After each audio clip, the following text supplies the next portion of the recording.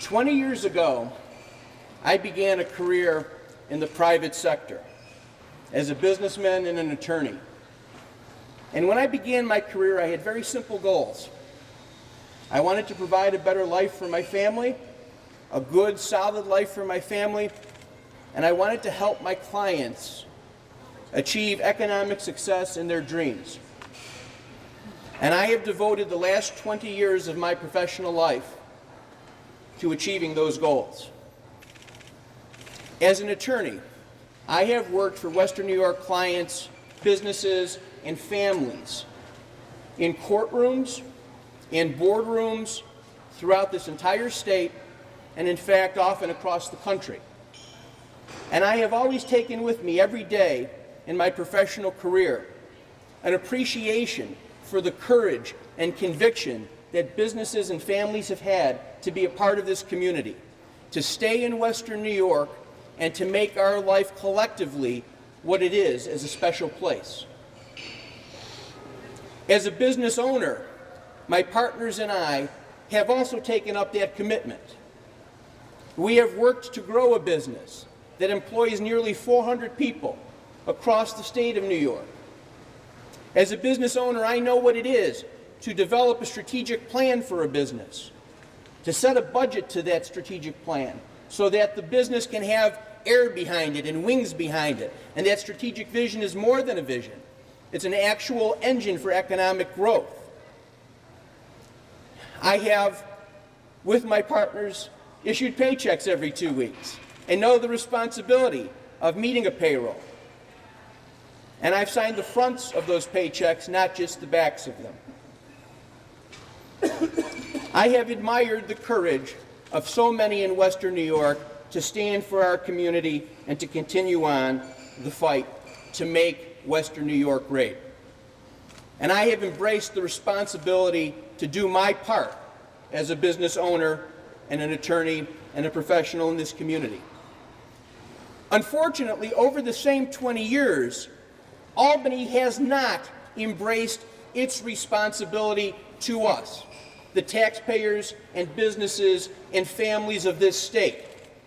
Albany seems to think that you can spend whatever you'd like without consequence, while in our business, a budget is worked on, slaved over, sweated over, and focused on until you get it just right so that a year can be good for the people you employ.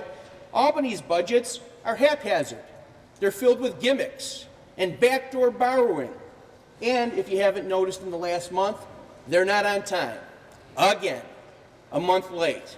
And as we stand here today in this beautiful hotel, we know that in Albany, our state government and legislature is still struggling over the basic fundamentals of our state's economics. In the private sector, we cannot afford to do that.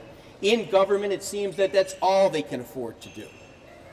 And so, having done my part in these 20 years as a private sector person, with a full understanding of the serious times that we face as a state and the urgency of what is genuinely a crisis, and with the loving support of my wife and family and friends who have joined me here today, all of whom I love, it is my pleasure to announce that today I will join the fight to change things in Albany, and I am announcing my candidacy today for the New York State Senate.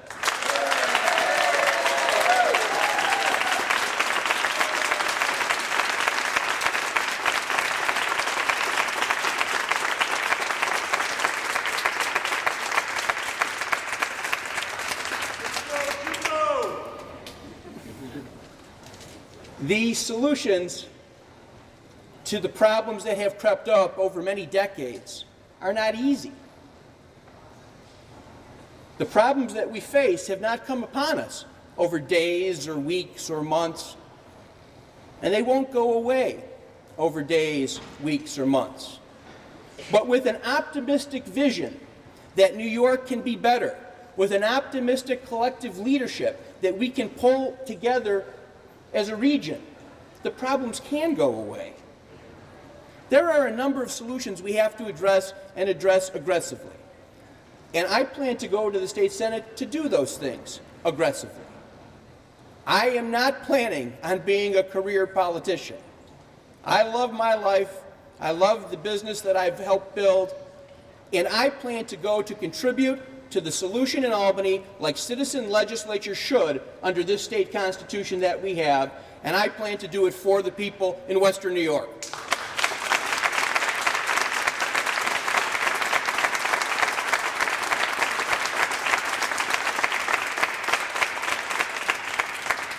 The solutions may not be simple, but the principles are stable, tested, and in fact, somewhat simple. We cannot spend more as a state than we are taking in.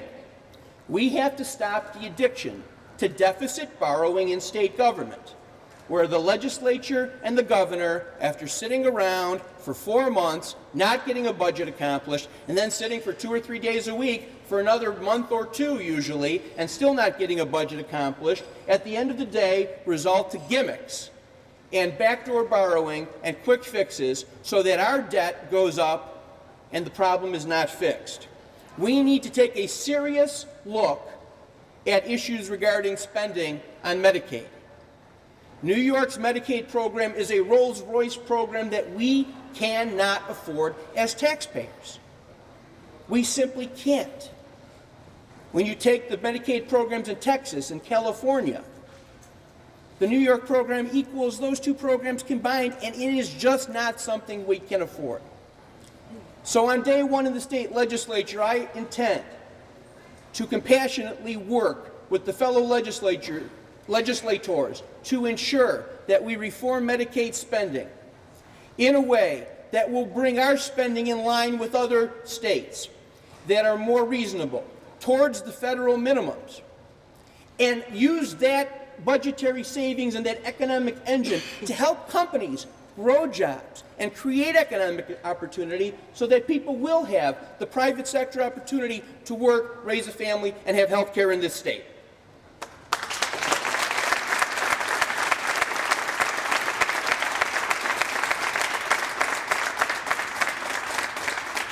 We are in an urgent crisis, and in an urgent crisis, we need serious people to take serious steps to try to fix the crisis. We need to look at an across-the-board spending cut in this state, accepting homeland security and essential police protection, of 15% across the board in state bureaucracy. We need to sharpen our pencils and roll up our sleeves. And as you can tell, I'm an old offensive lineman. I'm not a quarterback.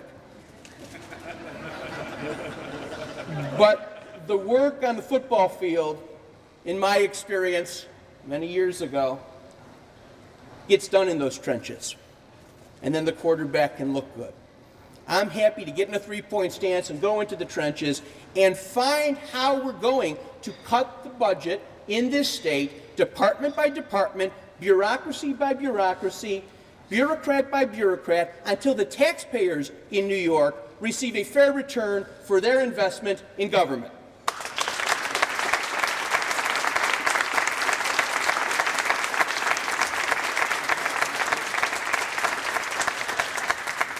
We have to look at the property taxes in this state and look seriously at the issue of a property tax cap. We have to look at the capital gains rate that businesses are being charged and understand that for people to invest their money in New York and create jobs, we have to give them an opportunity to have a fair return on their investment in capital.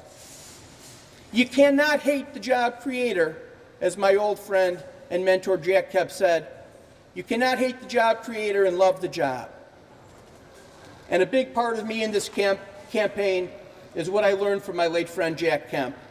An entrepreneurial, positive, pro-growth, pro-taxpayer, open view of what government should be for the people. And that is what I intend to bring to this race. I also intend to be an unabashed supporter of the Unshackle Upstate New York agenda.